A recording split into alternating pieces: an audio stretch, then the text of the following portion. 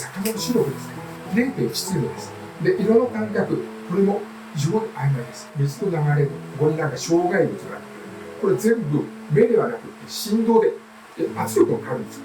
スッと速く動くものは魚から見たらおそらく天敵なんですよ。あとは煙です。それしかないです。これ、竿とラインとハリスとたったこれだけで、これで勝負ですね。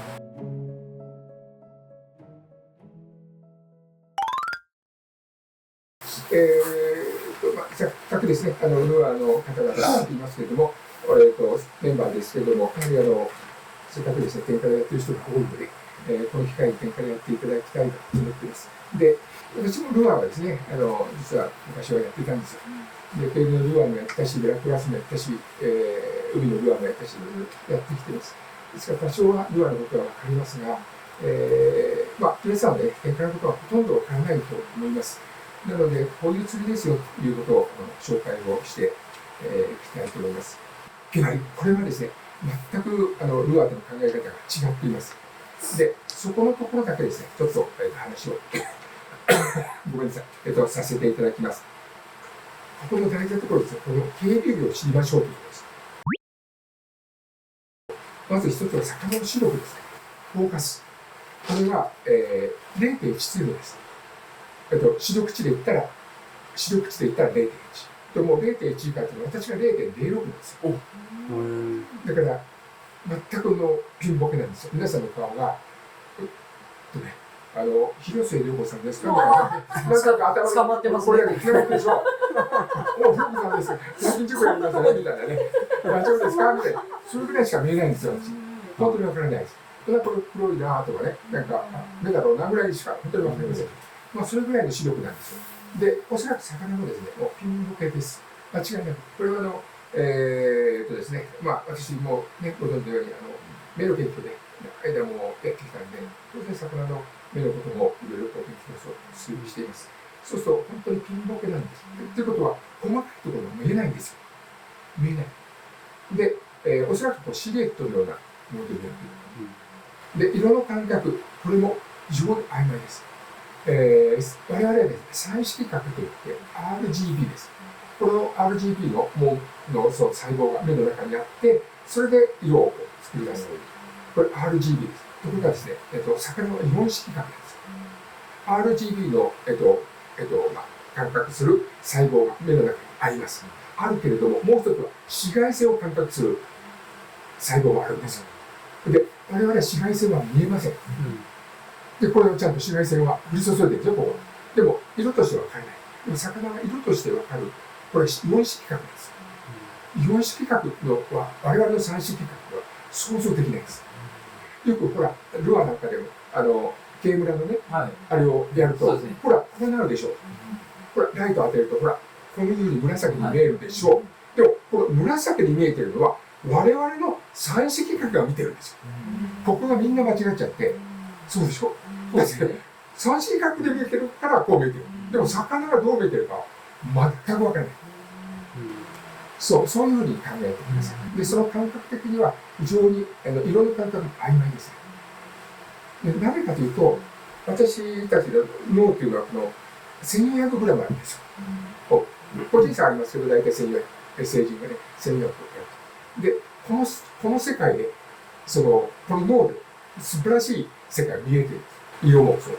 それから、遠くも見通せる。で、我々はなんで遠くを見通せるこういう視力があるかというと、そういう遠くを見通せる環境の中で生きてるからです。1万年も5000年も前だったら我々餌なんですよ。そう。周りにライオンがいて、いろいろなものがいて、我々餌です。で、昔の、本当に原始人はみんな餌でライオンに食われるんです。で、それを遠くから見て、あれが牛かライオンかという、分からないと人間って生きていけないんです。そういう能力を持っている。ところが、魚は必要がないんです。生物は環境に適応する。これが大定則です。なぜかというと、水の中は常に暗いですね。すぐ濁る。出水で濁っちゃう。それから魚っていうのは基本的なテリトリーがありますから、でその中に入ってくるものさえ見せればいいんです。ということになると、はっきりと見る必要ってそもそもないんですね、魚の環境。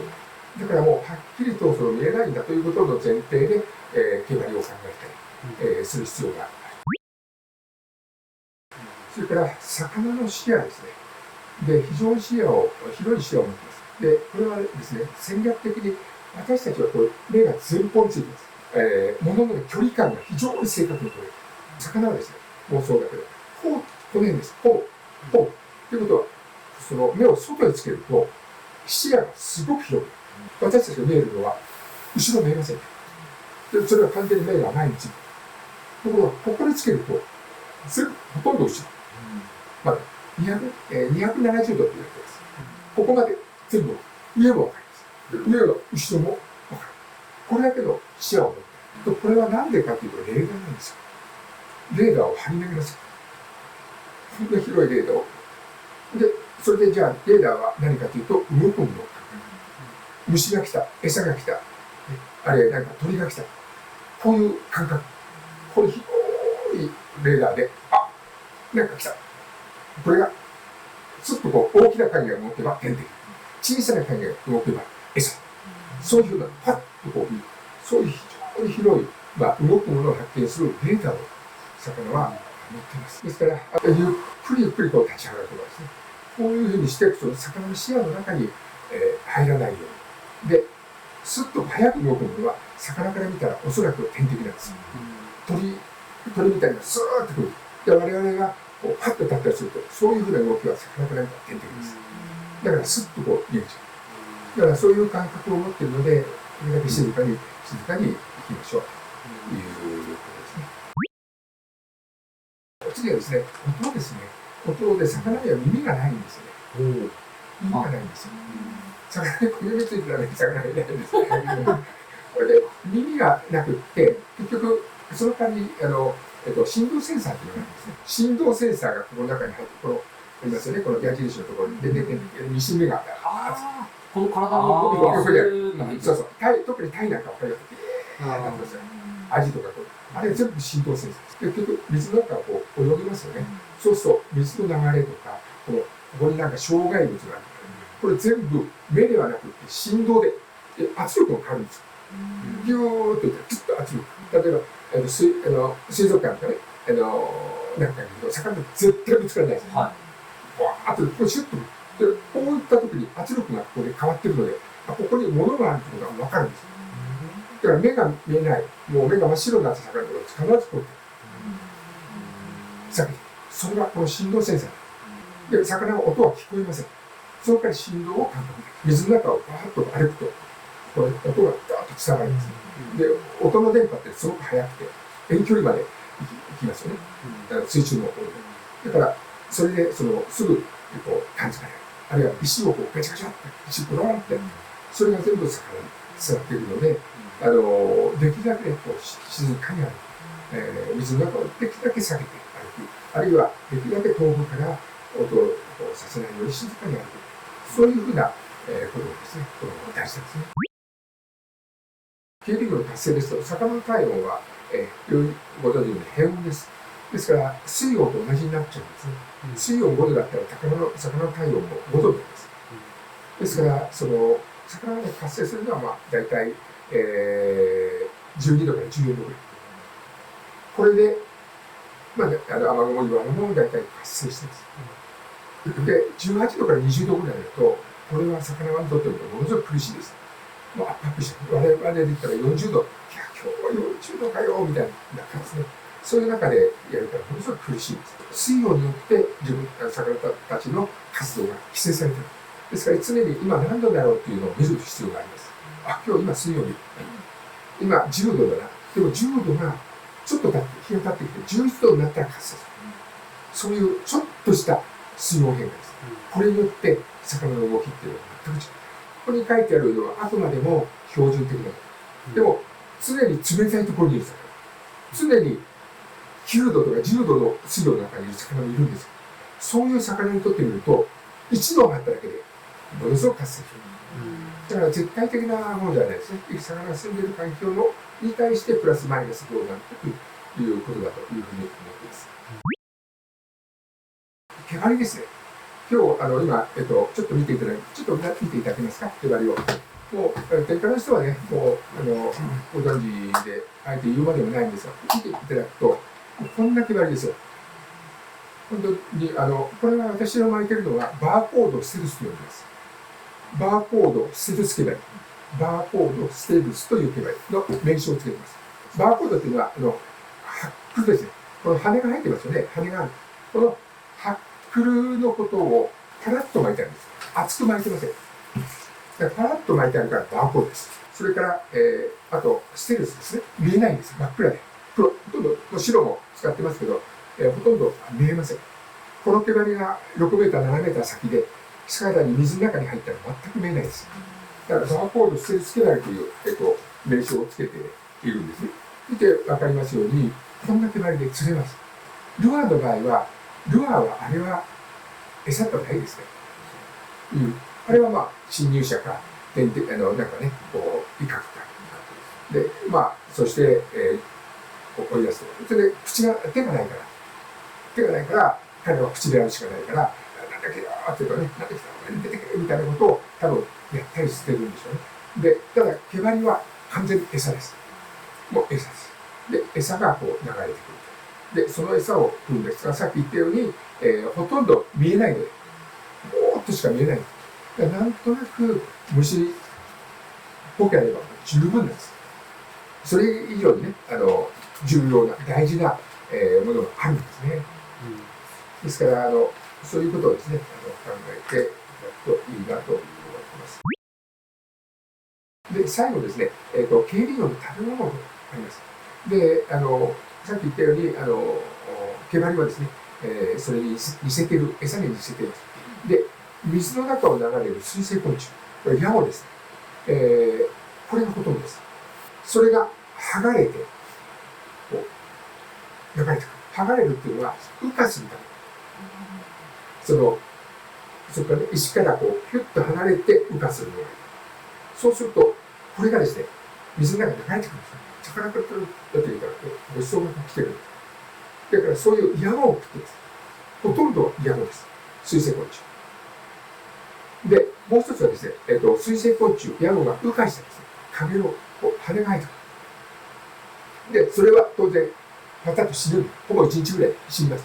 で、ポトンとなった水の上をですね、こういう、羽の生えたのが流れてくる。それがドボンと。これを餌です。それから、木が生えるから陸生昆虫。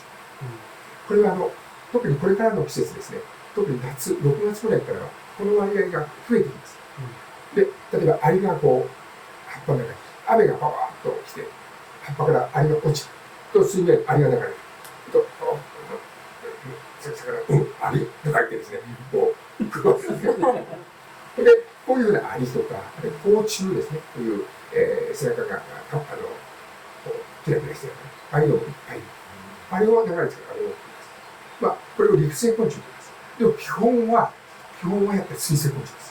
魚の鼻の中を見てみると、これほとんどは水生昆虫。ヤゴを食ってます。いつもですね、こう観察していて、こう虫が飛び出してる。これハッチしてる。ハッチしてる。見てるとですね、水面からポーンと出るわけです。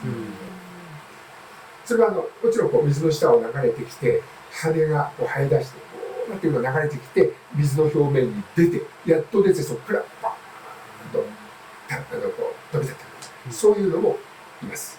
だから、この石のところでこう、あえて、よじ登ってきて、で、ここで羽が生えて、ふっと飛んだっていうのも、いろいろなのがいる。いずれにしろ、ハッチがある。虫が飛び出したということは、水中をヤゴが流れてくるんです。だからこれをよく観察していて、ハッチが始まった。虫が飛び出した。水の中を餌が今流れている。これは魚が活性するな。というふうに、今全然、ハッチも何もない。これ水の中はちょっと今ダメだなとか、そういうふうな判断をいつも、しています。こう水生昆虫の、様態というか、それを見ていくというのが、大事ですね。ということです。当たりがなかなか取れないんですよ。魚がですね、見える場合もあるし、見えない場合もある。降ったっていうのが分かると、水面にバシャーンと出れば、これ誰でも分かる。この辺りに毛針があるなっていうとしたら、キラーンとしたら、これも食ってます。ところが、分からないのがあるんですね。食っても、全くわからない。そういうのが、ここ見てるんですよ。結びの。このラインとハリスの結びが、この辺をこう見ていて、この辺がスッとこう止まったり、スーッと止まってる。この止まってるというか、下に食ってるので、こうやって回ってこういうふうなので、こう合わせをするということですね。だから皆さん方から、なんか質問とか、なんか、先輩方から、ルアーは、引いてくるから、ルアーと、竿先の関係が、テンションが上がってきちゃうんですよ。いつも。で、上位に向けてみたいな、下に向けてみたいな、引いてるでしょ。いつもテンションが上がってるから、魚が加えたとき、手が上がる。天からは、少し上位に向けて打つんですね。そうすると、先生の絵みたいに、たるみがついてるんです。このたるみが大事。たるみがあることで、魚が引っ張りを加えても違和感がない。そういうことなんですね。テンションかかった状態だと、引っ張られてる感じがあるからすぐ離しちゃう。そうです。なんで話すかというと、結局はこれ、今ね、西尾さんがお話になったように、実は毛針が打ってもですね、毛針が大体水面の下、5センチから10センチで上がってるんですよ。で、針数は大体1メートル通るんだ。1メートルって針数がこんなになってるんですよ。こんなになってこう流れてる。ぐちょぐちょぐちょぐちょ。そうすると、この状態で魚が食っても、ここではテンションがないんです。で、ここは離さないんです。で、これがギュッと持っていくと、これがピーンとなるわけです。ピーンとなると、おっと思って、ここで始めたんですよ。合わせても遅いっていう感じなんですか。ピャプっては早すぎる。早い。で、卵とイワナは卵の方が早い。だけど、ふっって感じ。イワナ、2つ。そうですね。なるほど。卵とイワナ。パパッと割った。これ。言葉で言ったら、出たとかね。出た。これは早いです。出た。これ。なるほど。いろんなところがね、非常に難しくて。そうか、船で映った時にコイドからこの入ってくる感じに似てるんですかね。そうそう。入った。これダメです。ダメですよね。で、これね、浮きがね、こう、おーって、その辺で、なるほど。これ難しいんですよね。魚がどういうふうにこう食ってるかってなかなか我々は分からないので。釣りたいってやると多分早く食ってないですよね。早くなります。なんか反射で動きそうですよね。隠れなったらルアーの感覚が残ってる。多分早すぎる。で、振って流してピックアップするときにスローッと上げちゃダメ。ピシッと合わせて振ってるかもしれない。ピシッと合わせることがフロントキャスト。ピンヒュッピンヒュッ。そのダメ。ピンと上げると竿がピュッと曲がるから、そのままフロントキャストです。それは後で練習の時にやると思うけど、必ずピシッと合わせる。やっぱその連れてても気づかない時は結構あったりするんですね。だから合わせも含めたバックあれをしないと。最初はおそらく皆さんがね、最初に釣れたっていうのは全然気づかない。かかってたやってね、思うと思うんです。だけど、だんだんやってると、かかってる前に、それがかかったっていうことは、その前に食ってるわけですから、その前の当たりが取れる。それが取れる。そうすると、すごく釣れる。で、多くの人は、当たり食ってるのに見逃してるんです。本当にこう、擦れたところは、こういうふうになってくるんで、聞こえなくて、食ってくるんで。食ってることは分からないんです。だからこちらが見て、今日食ってるよ。当たりだよって言っても、って感じです。で、見逃してるから、その間に話してるんです。全然釣れないです。全然当たりがないですって言うと、今当たってるよ、その前にという、そういうことも。合わせが相当難しい。最初はね、本当にね、難しいですね。我々でも。難しい。仕掛けの話をいたします。竿が、ありますが、本当に竿も仕掛けも本当にたくさんあるので、どれがいいのかなかなかわからないんですよね。いろいろなものは本当にたくさんあって、私の方もたくさんいろいろなものをこう監修して、出してきました。一番長いのだと、私の監修した竿の中で一番長いのは 4.8 メートル。BG 天からといって、北海道で50センチ以上のものすごいのがかかっても絶対取れるというような竿もあります。で、こういう自然軽量ですね。軽量の中だったら、買っていただいた竿ですね、これサブ6ぐらいのテンプです。これは非常にいい竿ですね。皆さん買っていただいたと思いますが、リーズナブル、値段的にも非常に、シマノのブランドの中で一番、安い竿ですね。という竿が、でいくんです。これにもやっぱり、これが 3.6、サブ6、これが 3.3。同じのでもまた長さの違いがあります。ですから何がいいかってなかなか難しいんですが、サブ6か33。この辺を書くときまず無難ですね。サブ6か33。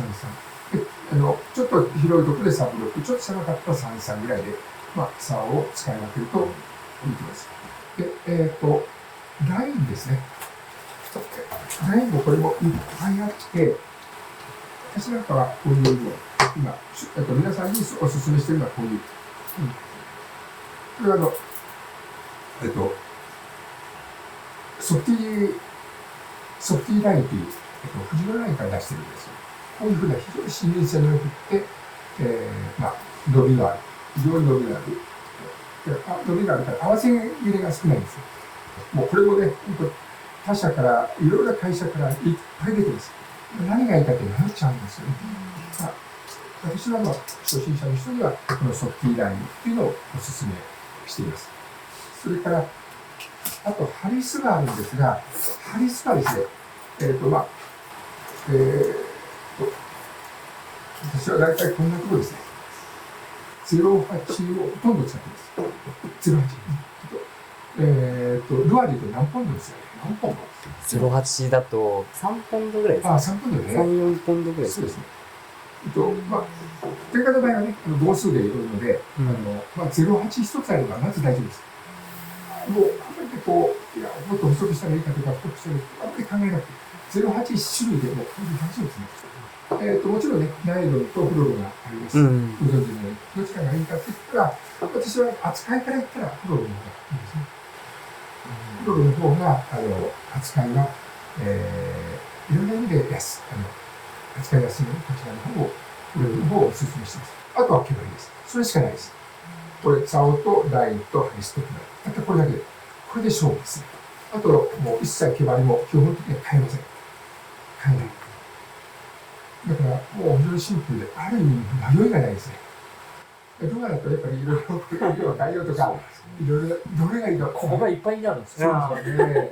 どうなんですか、それね。プライドの人から見る、定価の人から見ると、何をやっとんだで無駄な時間を使ったらですね。そうです。だからもちろんね、今、これあくまで基礎なので、12番で手前でいいですよと言ってるんですが、実際にはですね、場合によっては12番では食わない時があるんですよ。食わないっていうのはなぜかというと、魚たちが12番の毛針ぐらいのサイズの餌を食ってないんですよ。餌の大きさ。そう、こんな小さな餌を食う時あるんです。だから12番ぐらいの餌が流れてきても、これを食わずにこんな小さいのを食うんですよ。そう。だからこいつは変色するんですよ。そう。これ食えばいいじゃんと。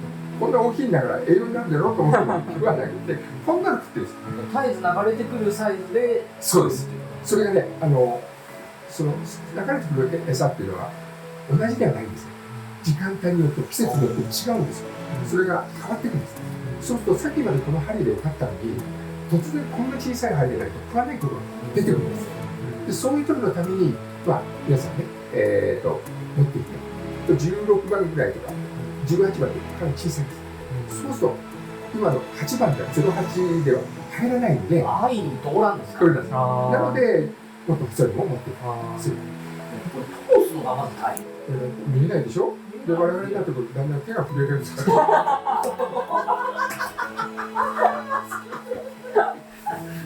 面白い。いや